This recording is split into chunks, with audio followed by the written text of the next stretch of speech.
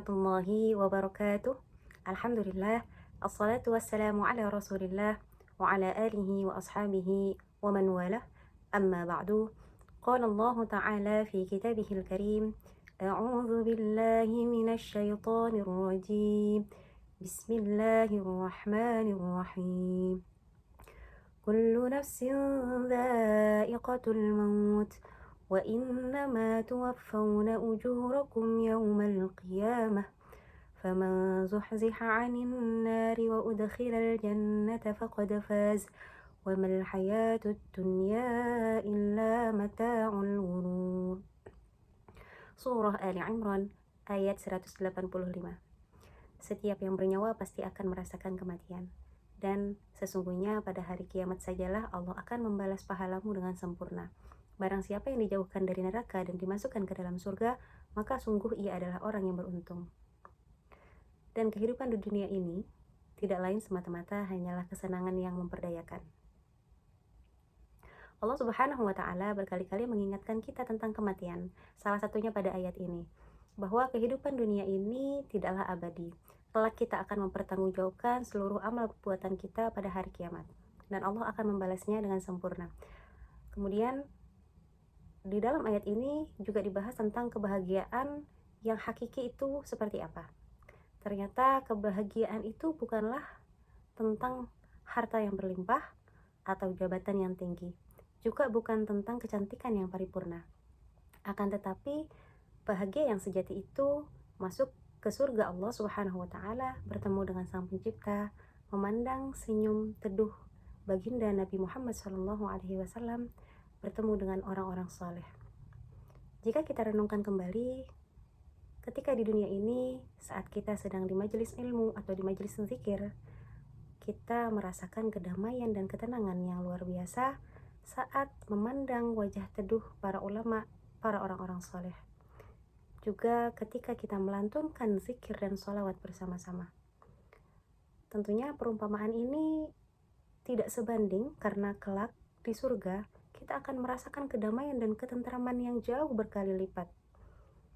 Di surga kelak kita tidak akan melihat orang yang marah, tidak akan mendengar perkataan yang sia-sia, omongan kasar, tidak akan melihat perilaku yang buruk, pemandangan yang tidak baik. Yang kita lihat kelak adalah pemandangan yang luar biasa indah, yang keindahannya tidak pernah kita saksikan di dunia sekalipun. Semoga Allah meridhai kita semua untuk bertemu dengannya di tempat terbaik di surganya kelak. Amin ya rabbal alamin. Di akhir ayat, Allah mengingatkan kita bahwa dunia ini tidak lain hanyalah kesenangan yang penuh tipu daya. Banyak hal-hal di dunia ini yang dari luarnya tampak sangat menyenangkan, namun jika kita masuk ke dalamnya, terlarut di dalamnya, kita akan terperdaya dan melupakan tujuan utama kita di muka bumi ini, yaitu beribadah kepada Allah Subhanahu wa Ta'ala, sebagaimana di surah Az-Zariyat ayat 56. Lalu kita beranjak pada ayat setelahnya di surah Al-An'am ayat 32 yang berbunyi, A'udzu billahi minasy syaithanir rajim. Bismillahirrahmanirrahim. Wa mal hayatud dunya illa la'ibun wa lahwun wa lad-darul akhiratu khairun lil ladzina yattaqun. Afala taqilun. Dan kehidupan dunia ini tidak lain semata-mata hanyalah permainan dan senda gurau belaka. Dan negeri akhirat jauh lebih baik bagi orang-orang yang bertakwa. Apakah kamu tidak memikirkannya? Jika kita melihat korelasi antara ayat ini dengan ayat-ayat sebelumnya, konteks ayat ini merupakan jawaban dari perkataan orang-orang musyrik yang menyatakan bahwa kehidupan ini adalah kehidupan hakiki mereka. Tidak akan ada lagi kehidupan setelahnya, dan mereka tidak akan dibangkitkan kembali setelah mati. Qalu in hiya illa hayatuna dunya wa ma nahnu bimab'utsin. Nah, meskipun kendati demikian, kita bisa menggunakan ayat ini untuk ibroh sebagai pembelajaran bagi kita semua, bahwa kehidupan dunia ini hanyalah permainan dan senda gurau belaka. Seringkali manusia salah memprioritaskan hal di dalam dunia ini.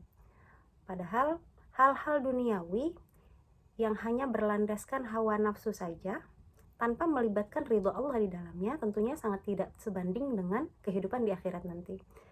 Jadi baiknya kita ketika melakukan hal-hal yang sifatnya duniawi, tentunya kita niatkan untuk memohon ridho Allah Subhanahu wa taala, kita selaraskan kehidupan dunia dan kehidupan akhirat kita. Sebagaimana dalam surah Al-Qasas ayat 77.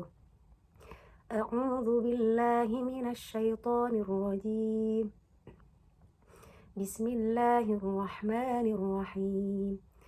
وابتغ فيما آتاك الله الدار الآخرة ولا تنس نصيبك من الدنيا وأحسن كما أحسن الله إليك ولا تبغ الفساد في الأرض إن الله لا يحب المفسدين. Dan carilah pahala untuk negeri akhirat dengan apa yang telah Allah karuniakan kepadamu, dan janganlah kamu melupakan untuk menikmati bagianmu di dunia, dan berbuat baiklah kepada orang lain sebagaimana Allah telah berbuat baik kepadamu, dan janganlah kamu berbuat kerusakan di muka bumi, karena sesungguhnya Allah tidak menyukai orang-orang yang berbuat kerusakan.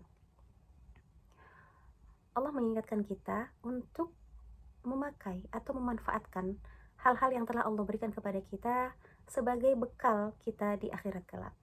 Contohnya, jika kita diberikan harta yang berlimpah, maka gunakanlah itu untuk bekal kita kelak.